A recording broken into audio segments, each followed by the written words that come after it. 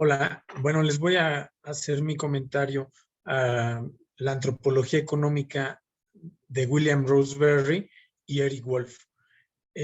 Bueno, es muy interesante que estos dos autores se plantean un mismo objetivo, que es comprender la vida económica y social de pueblos que erróneamente han sido considerados como aislados, pueblos étnicamente diferenciados y pues conocidos muchas veces como pueblos indígenas o tribales, arraigados a territorios y culturas y que se nos ha hecho creer que están fuera del sistema mundial, que prácticamente el capitalismo es el sistema que permite que se descubran estos pueblos y se les integre a un sistema global que funciona. Pero en realidad Roseberry y Wolf nos demuestran con sus estudios que no es así, que estos pueblos pues se integran o participan en ciclos globales de una manera muy específica. Entonces, eso es lo interesante de estos dos textos.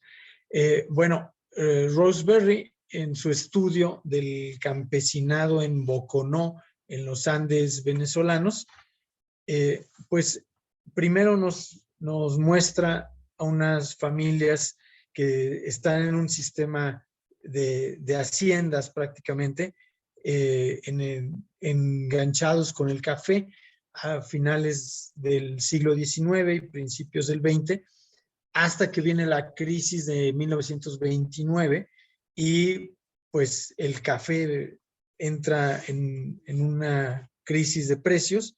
Entonces los campesinos se empobrecen, se pierde el valor hasta de un 75%, se desploman los precios del café.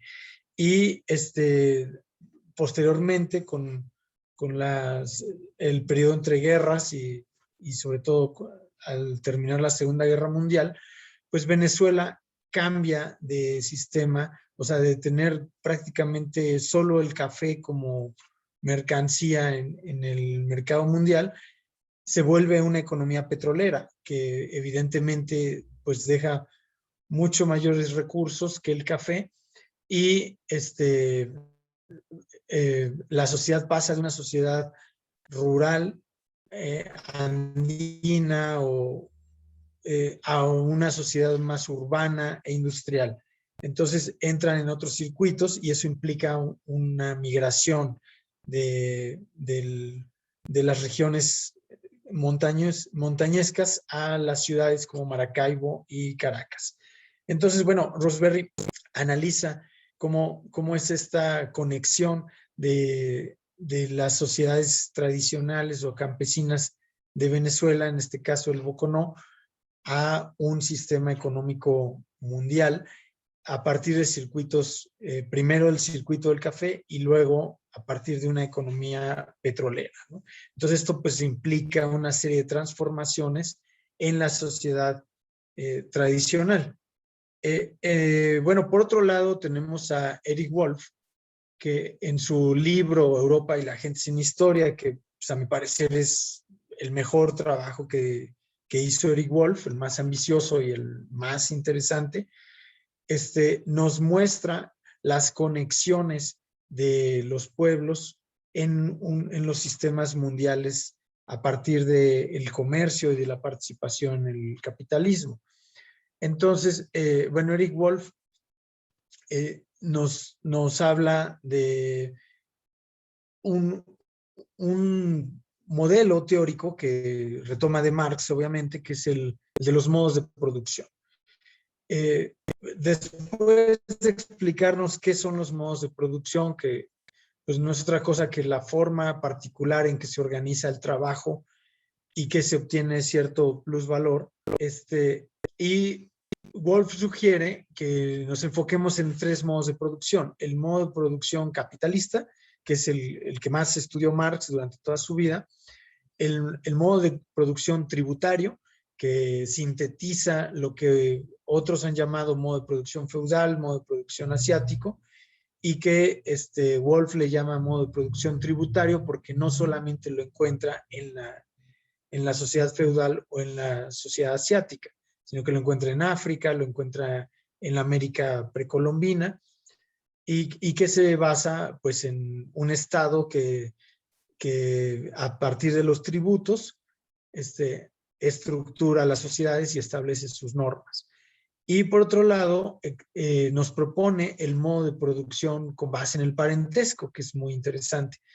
Entonces, bueno, con este modelo, el modelo teórico de los modos de producción, pues Eric Wolf nos muestra que hay ciertas conexiones, porque estos modos de producción no es que sean uno sucediendo al siguiente, no es de que primero una sociedad se base en un modo de producción parental y después evolucione a un modo de producción tributario y posteriormente a un modo de producción capitalista, sino que pueden ocurrir simultáneamente, ¿no? Por ejemplo, lo vemos en la participación de América en el sistema capitalista después de la conquista, ¿no?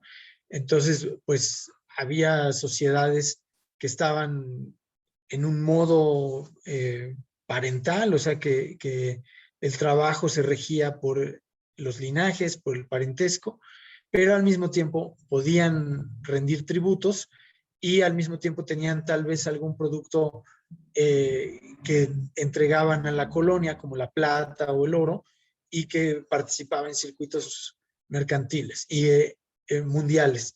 Y al participar en circuitos, también la explotación o el uso que se le daba a ese producto transforma las relaciones sociales al interior de estos grupos, ¿no? Entonces, lo que tenemos es en los dos autores, tanto en Roseberry como en Wolf, una teoría que podemos reconocer dentro de la antropología económica. Es decir, la antropología económica nos quiere decir que la economía no solamente es una cuestión de productos, de capitales, de trabajos o de explotación y que se reduce a un economicismo, sino que la economía tiene que ver con relaciones de intercambio, pues evidentemente de trabajo por mercancías, por productos, pero también de dominación. Y esto pues es muy diferente en cada grupo, no es lo mismo en los iroqueses que en una sociedad andina, una sociedad amazónica, o en la India, cómo se insertan en el capitalismo, y por supuesto no es lo mismo en Europa, que Europa pues se convierte después de la conquista de América y de las rutas marítimas hacia el Asia, la conquista de África, etcétera, con la imposición del colonialismo, Europa se convierte en el centro rector de ese intercambio mundial. Y entonces lo que sucede en Europa impacta en la vida y en la organización de los pueblos que tradicionalmente se conocen como periféricos, es decir, los pueblos que han sido dominados o colonizados por Europa misma. Entonces, lo que nos quieren decir es que hay una conexión entre los pueblos, cómo se organizan y cómo participan con cierta mercancía en el capitalismo, con lo que la sociedad europea. Entonces, tanto de un lado como del otro lado hay transformaciones, ¿no? Esta teoría de la antropología económica, desde estos autores, Roseberry y Wolf, resulta en una crítica frontal a la antropología evolucionista y a la teoría de la modernidad. A la teoría evolucionista porque pues no es de que exista una sociedad primitiva y una sociedad avanzada, sino de que hay sociedades con distintos procesos culturales a su interior y que en su interacción pues tienen transformaciones en sí mismas, ¿no? Ese es el planteamiento. Y es una crítica a la teoría de la modernidad porque también se rechazaría el pensar que hay sociedades modernas, sociedades atrasadas o sociedades primitivas, sociedades arcaicas que con el capitalismo se van a modernizar. En realidad lo que nos muestran es que hay múltiples sociedades con diferentes organizaciones económicas, sociales, familiares y con diferentes participaciones en un sistema que poco a poco se empieza a volver mundial, ¿no? Que es el capitalismo. Y bueno, eso es lo que nos puede ayudar a analizar estos dos autores. También es una crítica al sistema mundo de Wallerstein, ¿no? Porque lo que tanto Roseberry como Wolf observan es que en la teoría del sistema mundo de Wallerstein, pues no hay cabida para la antropología, sino que solamente se analiza un sistema central o varios policentros de un sistema, y las demás sociedades son periféricas. Y lo que vemos, por ejemplo, con Wolf, cuando analiza Mesoamérica, es que antes del contacto con Europa y con el resto del mundo, pues Mesoamérica era su propio sistema mundial, era un pequeño mundo. Igualmente Europa, ¿no? Antes de la expansión europea, pues era un pequeño submundo, ¿no? Entonces, ya con el contacto y la conquista, la colonialización, estos mundos se empiezan a estrechar cada vez más sus relaciones, se empiezan a vincular, a conectar y, como decía en un principio, se conectan, se transforman entre sí, ¿no? O sea, tanto Europa se transforma al contacto con el llamado Nuevo Mundo, que es América, África, etcétera, porque entran nuevos productos, desde minerales, agrícolas hasta esclavos. Entonces Europa se transforma y se convierte en una sociedad capitalista. Como las sociedades que antes estaban de algún modo aisladas, y tenían su propia civilización, se conectan en una relación desigual, evidentemente, como colonializados.